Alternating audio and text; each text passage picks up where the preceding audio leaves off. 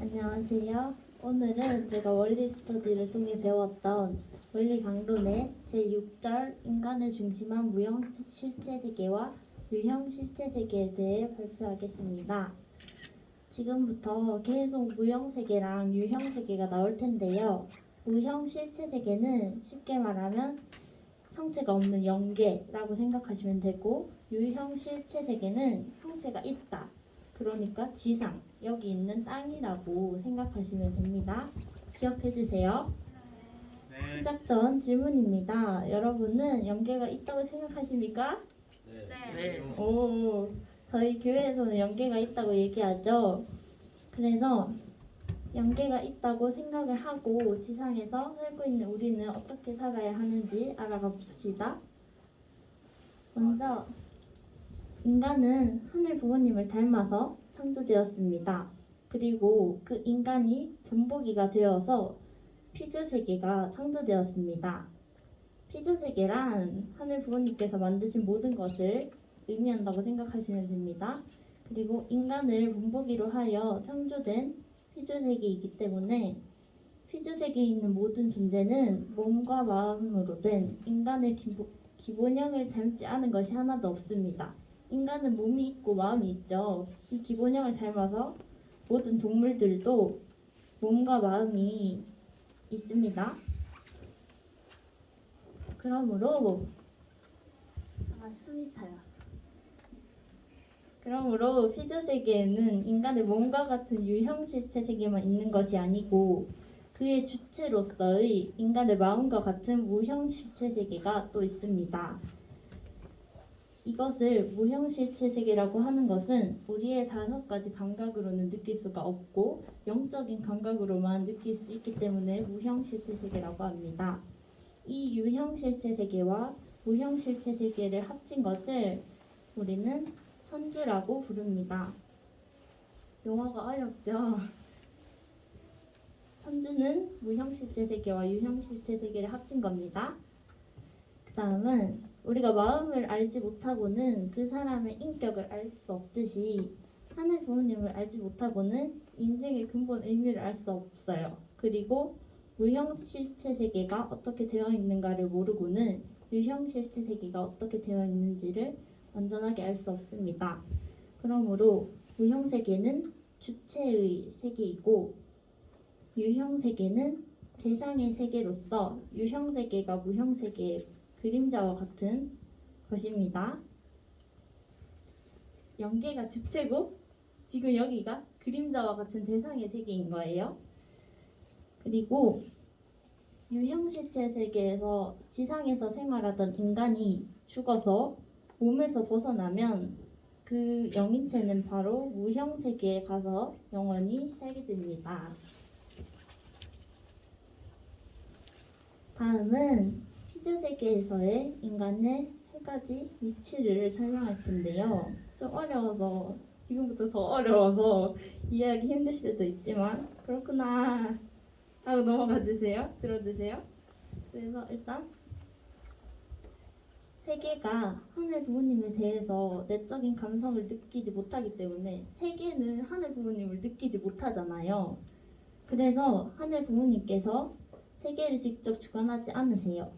그리고 이 세계에 대한 감성을 갖춘 세계를 느낄 수 있는 인간을 창조하셔서 피조세계를 책임지고 관리하도록 하셨습니다.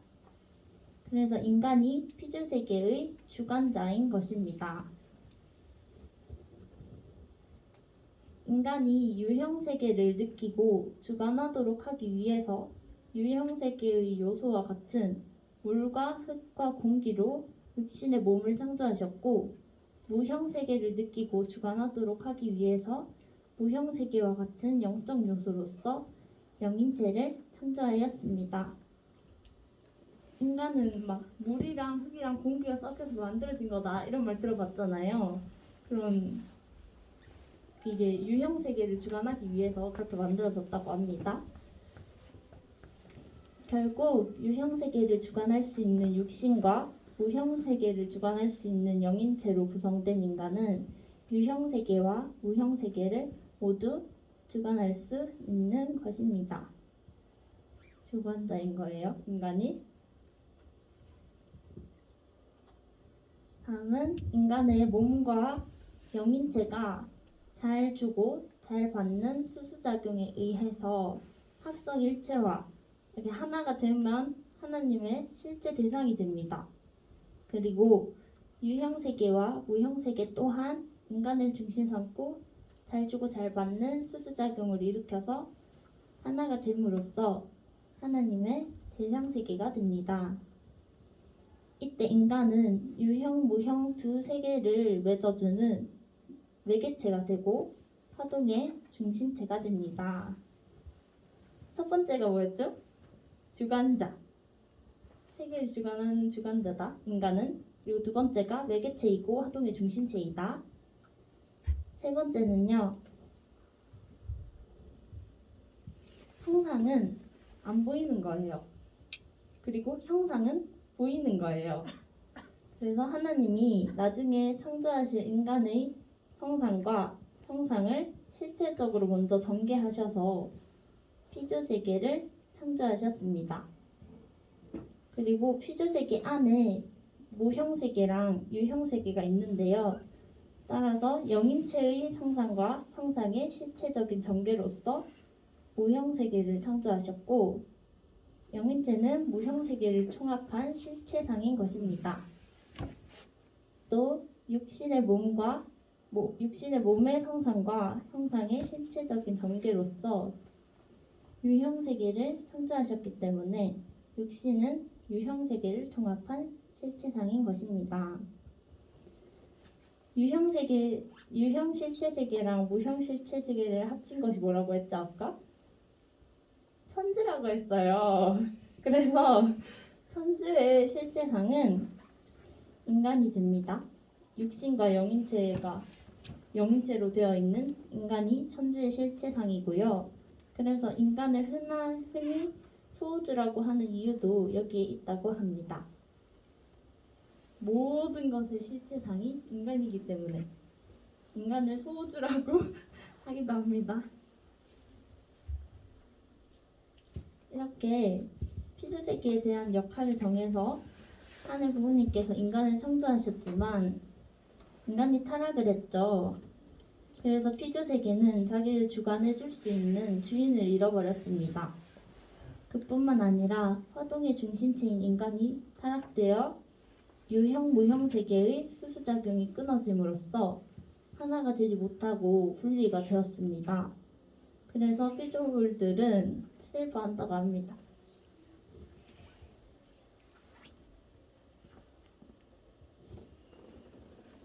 이제 육신과 영인체와의 관계에 대해서 배워보겠습니다. 육신은 주체인 육심과 대상인 육체로 되어 있습니다. 이런 우리의 몸은 육체가 있고 마음이 있죠. 이 육신이 잘 성장하려면 양성의 영양소인 공기와 광선을 흡수해야 되고, 음성의 영양소인 만물, 음식으로 섭취를 해야 됩니다. 육신이 착한 행동을 하면요, 영인체도 선하게 된다, 착해지고, 육신이 악한 행동을 하면 악화됩니다. 나빠지겠죠, 영인체도. 이렇듯 육신이 영인체에게 보내는 것을 생력 요소라고 합니다. 육신이 영인체에게 보내는 걸 뭐라고 한다고요? 생명요소. 네, 어렵죠. 생력 요소입니다. 우리가 평소 생활에서 착한 행동을 하고 나면은 마음이 기쁘죠. 그리고 나쁜 행동을 하고 나면 마음이 불편하잖아요. 이것이 행동의 선악에 따라 생력 요소가 영인체에게 돌아간다는 증거라고 합니다. 영인체는 아까는 육신에 대해 공부한 거고, 이제 영인체는 하늘 부모님과 직접 통할 수 있고 영계를 주관할 수 있는 존재입니다. 또 육신과 동일한 몸으로 되어 있고, 육신을 벗고 죽고 난 후에는 영계에서 영원히 살게 됩니다. 우리 인간이 자꾸 영원을 바라는 것은 영원히 살 수 있는 영인체가 있기 때문이라고 합니다. 이 영인체는 주체인 생심과 대상인 영체로 되어 있습니다. 그리고 생심은 하늘 부모님이 계실 수 있는 영인체의 중심 부분입니다. 영인체는 하늘 부모님으로부터 오는 생소, 그리고 육신으로부터 오는 생력 요소가 수수작용을 하는 가운데서 성장을 하게 됩니다. 그리고 영인체가 육신에게 생력 요소를 받잖아요. 몸에서 영인체로 생력 요소를 보내잖아요. 그래서 영인체가 육신에게 보내는 것을 생명 요소라고 합니다. 와. 어려운 거 맞아요. 저도 어려웠어요. 힘들었어요. 어려워서. 자, 일단 육신이 영인체한테 보내는 게 뭐라고? 생명 요소. 그리고 영인체가 육신에게 보내는 게 생명 요소. 네, 그렇다고 합니다. 일단 생심에 영인체의 마음이 요구를 한대요. 그 요구대로 육심, 몸의 마음이 반응을 해서 생심의 목적에 따라 육신이 움직이게 되면 육신은 영인체로부터 생명 요소를 받아서 착해지고 영인체의 마음이 원하는 대로 내가 몸의 마음이 반응을 해. 그래서 내가 그걸 그대로 실천을 했어요. 그러면 영인체한테 좋은 생명 요소가 와서 나는 착해지는 거야.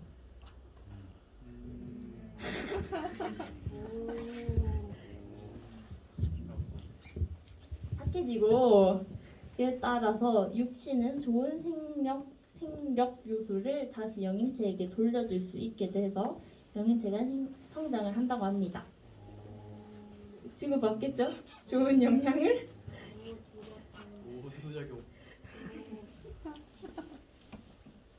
즉 생심의 요구대로 인간이 실천하며 인간 책임 분담을 완수해야만 생명 요소와 생력 요소가 서로 선의 목적을 위한 수수작용을 하게 됩니다. 수수작용을 하게 됩니다. 하지만 만약 자신의 마음대로 육신을 통해 나쁜 행동을 하면요, 영인체도 악화가 돼요. 그 생심에서 요구하는 대로 하지 않고 내 마음대로 막 나쁜 짓을 했어. 그러면 내 안에 있는 영인체도 악화가 되는 거예요. 그러면 영인체의 성장은 지상에서, 그러니까 나빠졌으니까 영인체를 다시 성장시키려면은 지상에서 땅에 사는 동안에만 완성이 돼요. 내가 살고 있을 때만 영인체가 성장을 할 수 있단 말이에요. 그래서 영인체를 다시 선화하기 위해서는 육신 생활에서 죄에 대한 대가를 치르는 속죄를 해야 합니다. 그러므로 우리는 지상에서 선한 생활을 하지 않으면 안 되는 것입니다. 이 말을 하고 싶은 거예요. 착하게 살자. 오케이? 안타깝게도 아직 2장 남았습니다. 영인체는 육신에서 생심을 중심하고 세 기간을 거쳐서 성장을 하는데요. 우리 안에 있는 영인체가 사는 동안에 세 단계를 거쳐서 성장을 하거든요. 그래서 완성을 하게 되는데 소생기의 영인체를 영형체라고 하고요. 장성기의 영인체를 생명체라고 하며 완성기의 영인체를 생명체라고 합니다. 그럼 우리는 생명체가 될 수 있도록 영인체를 성장시켜야겠죠? 하나님을 중심하고 영인체와 육신이 수수작용을 해서 하나가 되어서 사이기대를 완성을 하면은 그 영인체는 무형세계의 모든 사실을 그대로 느낄 수 있는 생명체가 됩니다. 하나님을 중심하고 잘 주고 잘 받아서 하나가 되면 영인체가 생명체까지 이렇게 완성이 될 수 있는 거예요. 이 생명체를 이룬 인간들이 지상천국을 이루고 살다가 육신을 벗고 영인으로 가서 사는 곳이 지상천국이라고 합니다. 우리가 생명체가 될 때까지 완성을 시켜야 천국을 갈 수 있다고 해요. 이제 끝. 자, 우린 천국에 가게 될까요? 지옥에 가게 될까요? 몰라요. 확신할 수 있어요? 일단은 천국이든 지옥이든 영체로 가게 될 곳은 하늘 부모님이 정하시는 것이 아니라 우리 자신이 정하는 것입니다. 그래서 올바르게 행동을 해야겠죠? 이상입니다. 감사합니다.